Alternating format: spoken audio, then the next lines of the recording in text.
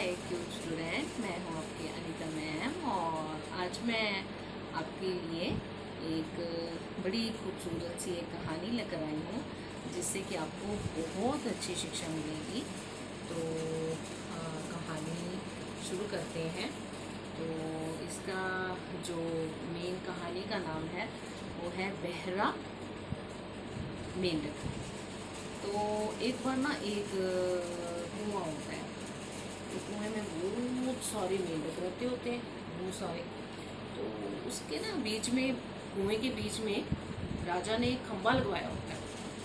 तो खंबा जो लगवाया होता है, तो एक दिन राजा सोचता है कि चलो इनकी ना रेस करवाते हैं, मेंढक सारों की रेस करवाते हैं। तो वो जो राजा एक दिन कहता है कि चलो भी सारे मेंढक आ जाओ, आज तुम्हारी रेस होगी। तो सारे मेंढक खुश हो जाते हैं, हाँ हाँ चलो हमें इनाम मिलेगा कुछ ना कुछ। तो वो अपना मेंढक सारे खुश हो जाते हैं और वो राजा उनकी रेस लोगों को बुलाता है कि आज मेंढक की रेस होनी है और आप लोग आइएगा और मेंढक की रेस देखना। तो वो ना मेंढक की रेस शुरू करते हैं, बहुत सारे लोग खड़े हो जाते हैं। और जब वो चढ़ते हैं बेचारे, क्योंकि वो जो खंभा होता है वो तो फिसलने वाला होता है, तो वो मेंढक चढ़ते हैं, फिसल जाते हैं, चढ़ते हैं, फिसल जाते हैं और नीचे गिर जाते हैं। तो आसपास के जो लोग खड़े होते हैं ना, वो कहते हैं नहीं नहीं नहीं नहीं नहीं, ये नहीं कर सकता भाई, ये नहीं कर सकता, ये कैसे हो जाएगा, इतना ऊंचा खंभा और ये ऐसे बार बार चढ़ेंगे फिर उतरेंगे, ये कैसे होता है, ये तो हो ही नहीं सकता। तो मेंढक फिर भी कोशिश करते रहते हैं। फिर वो जो मेंढक होते हैं ना, धीरे धीरे धीरे धीरे करके गिरने लग जाते हैं। तो उनके साथ जो लोगों के साथ वो भी बोलने लग जाते हैं, ना ना ये काम तो हो ही नहीं सकता, ये कैसे हो सकता है, ये तो बिल्कुल भी नहीं हो सकता, इतना ऊंचा खंभा है और ऊपर चढ़ते हैं तो फिसल जाते हैं और फिसल के गिर जाते हैं, ये काम तो बिल्कुल नहीं हो सकता।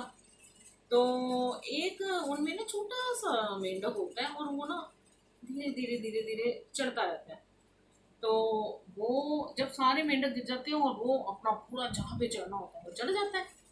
अच्छा जी, फिर क्या होता है कि जब पूरा ऊपर पहुंच जाता है तो वो जीत जाता है। तो सारे खुश हो जाते हैं, हाँ मेंढक को पूछ के आते हैं कि उसने ये हिम्मत कैसे रखी भी, वो कैसे चढ़ा, उसके पास क्या तकनीक थी जिससे वो चढ़ गया ऊपर। तो वो उससे पूछने के लिए जाते हैं। तो वो कहते हैं कि एक मेंढक बीच में से बोलता है, अरे इसको कहाँ सुनाई देगा, ये तो बहरा है, ये कानों से सुन नहीं सकता, ये तो बहरा है। तो कहते हैं कि चलो, एक मेंढक कहता है कि जो इसकी भाषा जो इसको समझा सकता है उस मेंढक को पास बैठा लेते हैं भी। वो पूछेगा इससे कि क्या बात है भी, कैसे कैसे ये तकनीक बनाई तुमने।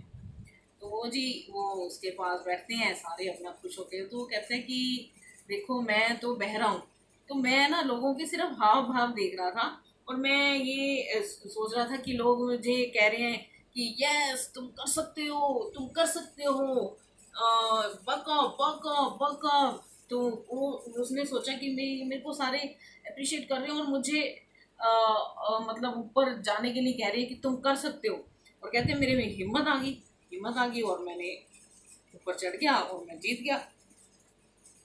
तो इस कहानी का मतलब ये भी हुआ, मैं पेरेंट्स से भी ये कहना चाहती हूँ कि कई बार हम बच्चों को क्या कह देते हैं कि नहीं ये तो बिल्कुल निकम्मा है जी, ये बिल्कुल नहीं पढ़ता जी, ये तो कर ही नहीं सकता जी।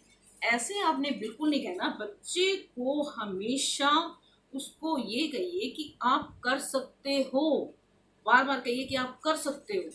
तो फिर बच्चे की हिम्मत देखिए कि वो क्या नहीं गया। तो जिंदगी का एक नज़रिया ऐसा भी होना चाहिए कि जिंदगी के लिए भी एक नज़रिया है कि अगर कहते हैं कि आप सफलता पाना चाहते हो ना, तो आप गूंगे और बहरे हो जाओ। क्योंकि लोगों की आदत होती है, लोग कोई इधर से टांग खींचेगा, कोई इधर से कुछ बात करेगा, कोई उधर से कुछ बात कर लेगा। लेकिन अगर आप बहरे होगे और लोगों की सुनोगे ही नहीं, तो आप सफलता की सीढ़ियां ऊपर तक पहुंच जाओगे। तो ये है आज की कहानी का शीर्षक। शिक्षा। शिक्षा ये है कि आपने जिंदगी की सफलता को अगर पाना है तो आप बिल्कुल लोगों की मत सुनिए और अपनी हिम्मत से, अपनी ताकत से और आगे बढ़ते जाइए। तो ये कहानी आपको पूरी शिक्षा देगी और माँ बाप ने भी, मम्मी पापा सब ने अपने बच्चों को ये हिम्मत देनी है, हमेशा ताकत देनी है। ठीक है, बाय बाय।